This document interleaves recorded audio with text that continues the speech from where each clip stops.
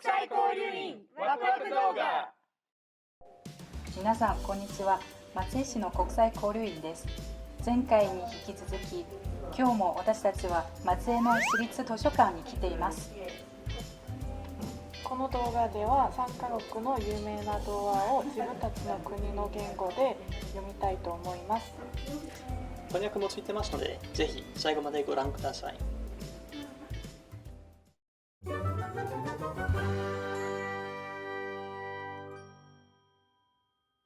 今日紹介するメルヘンは、後にドイツのメルヘンなんですけど、アメリカにも有名です。このメルヘンの悪役も Once Upon a Time っていうアメリカの人気なドラマの主役にもなりました。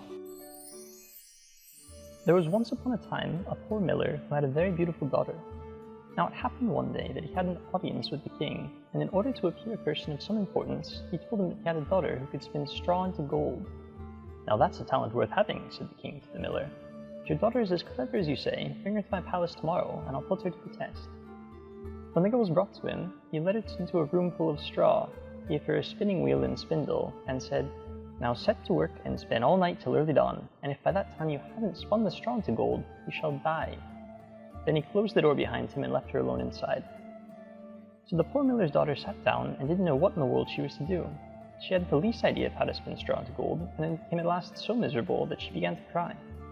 Suddenly, the door opened, and in stepped a tiny little man, and said, Good evening, Miss Miller Maid. Why are you crying so bitterly? Oh, answered the girl, I have to spin straw into gold, and haven't a notion how it's done. What will you give me if I spin it for you? Asked the mannequin. My necklace, replied the girl. The little man took the necklace, sat himself down at the wheel, and whir, whir, whir. The wheel went round 3 times, and the bobbin was full. Then he put on another, and whir, whir, whir. The wheel went round 3 times, and the second too was full. And so it went on till morning, when all the straw was spun away, and all the bobbins were full of gold. As soon as the sun rose, the king came, and when he perceived the gold, he was astonished and delighted, but his heart only lusted more than ever after the precious metal.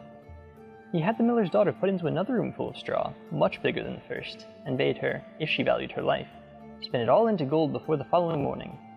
The girl didn't know what to do, and began to cry. Then the door opened as before, and the tiny little man appeared and said, What will you give me if I spin the straw into gold for you? The ring from my finger, answered the girl. The mannequin took the ring, and whir! Round went the spinning wheel again, and when morning broke, he had spun all the straw into glittering gold. The king was pleased beyond measure at the sights, but his greed for gold was still not satisfied, and he had the miller's daughter brought into a yet bigger room full of straw, and said, You must spin all this away in the night, but if you succeed this time, you shall become my wife. She's only a miller's daughter, it's true, he thought, but I couldn't find a richer wife if I were to search the whole world over. When the girl was alone, the little man reappeared for the 3rd time and said, What will you give me if I spin the straw for you once again? I've nothing more to give, answered the girl. Then promise me when you're queen to give me your first child. Who knows what may not happen before that, thought the miller's daughter, and besides, she saw no other way out of it, so she promised the mannequin what he demanded, and he set to work once more and spun the straw into gold. When the king came in the morning and found everything as he had desired, he straightway made her his wife, and the miller's daughter became a queen. When a year had passed, a beautiful son was born to her, and she thought no more of the little man, till all of a sudden one day he stepped into a room and said, Now give me what you promised. The queen was in a great state, and offered the little man all the riches in her kingdom if he would only leave her the child. But the mannequin said, No, a living creature is dearer to me than all the treasures in the world. Then the queen began to cry and sobbed so bitterly that the little man was sorry for her, and said, I'll give you 3 days to guess my name, and if you find out in that time, you may keep your child. Then the queen pondered the whole night over all the names she'd ever heard, and sent a messenger to scour the land, and to pick up far and near any names he could come across.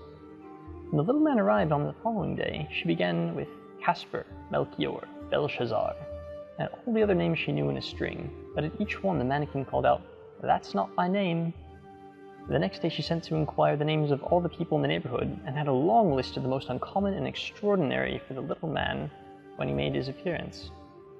Is your name, perhaps, Sheepshanks, Cruikshanks, Spindleshanks? But he always replied, That's not my name.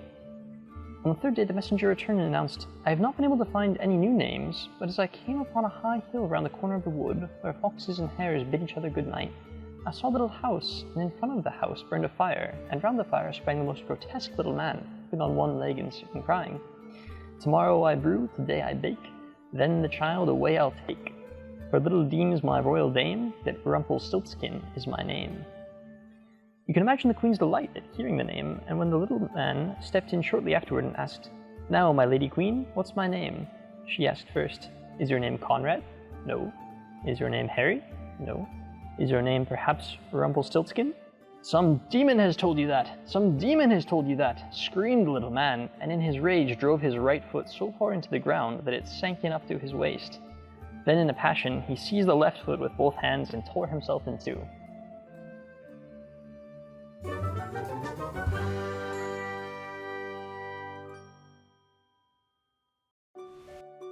兄弟が月と日になった話は全世界にいろいろあると思いますが、今日私が紹介する話はお日様とお月様になった兄弟という話です。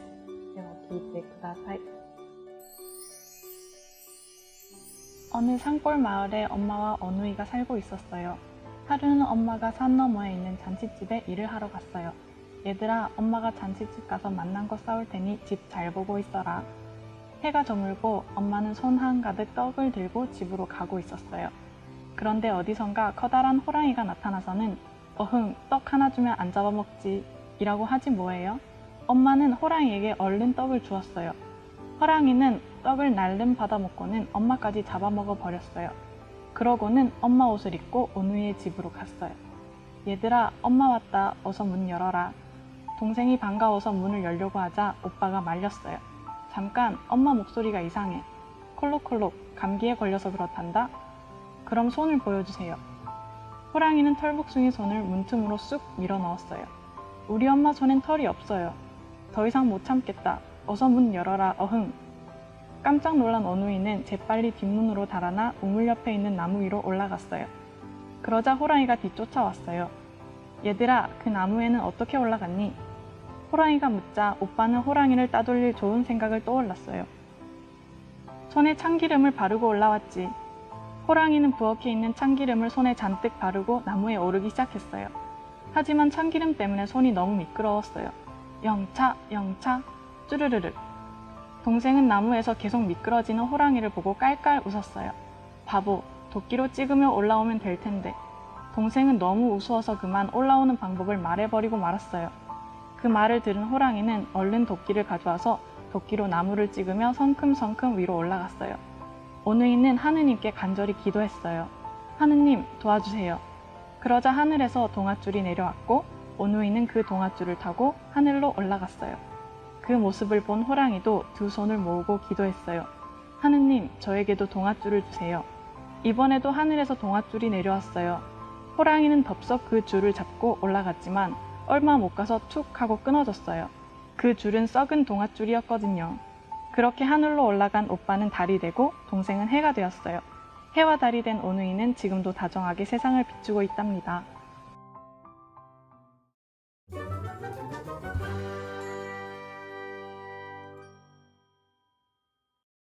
皆さんこんにちは。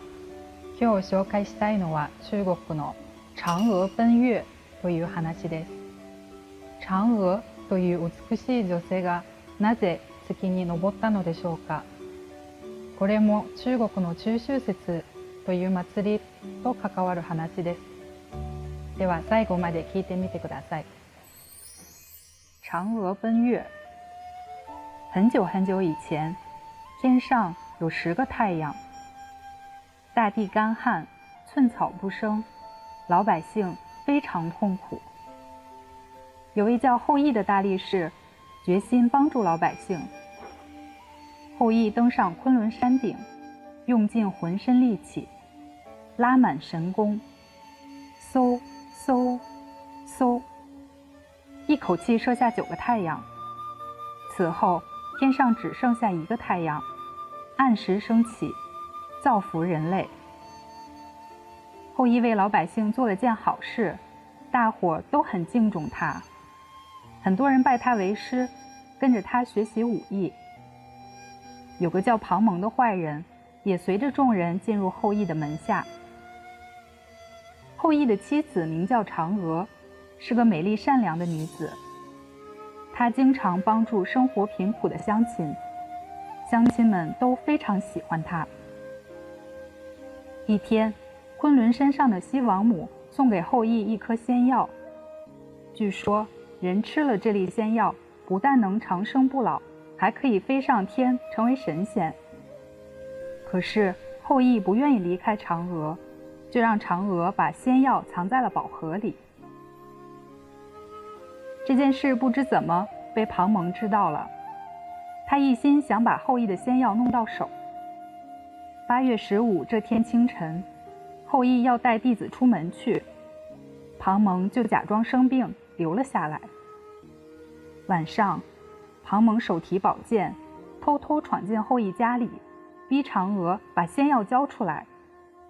嫦娥心里想，让这样的人吃了长生不老药，肯定会有更多人受害的。于是他就想办法转移注意力。庞蒙看嫦娥不肯交出仙药，就在嫦娥的家里四处乱翻，眼看就要打开宝盒了，嫦娥冲到前面，取出仙药，一口吞了下去。嫦娥吃了仙药，轻飘飘地飞了起来，她飞出了窗子，飞过了月下的郊野，越飞越高。天上挂着一轮明月，嫦娥一直朝着月亮飞去。后羿外出回来，怎么也找不到妻子，他十分担心，冲出门外，只见空中一轮圆月，月两旁有树影，一只玉兔在树下跳来跳去。他一看，妻子正站在一棵桂树旁边，深情地望着自己呢。嫦娥，嫦娥！后羿一边叫着嫦娥的名字，一边向月亮追去。可是他往前追，月亮也往前跑，怎么也追不上。乡亲们十分想念善良的嫦娥，在院子里摆上嫦娥平时爱吃的食品，为远方的嫦娥祝福。从此以后，每年8月15就成了人们团聚的中秋佳节。今回読んだ童話のうち2つは都市化にありますルンペルシュティルツヒェンと韓国のお日さまとお月さまになった兄弟です。オリジナルの言語で聞いた後、日本語でまた読みたいという方、ぜひお借りください。それでは次回の動画もお楽しみに。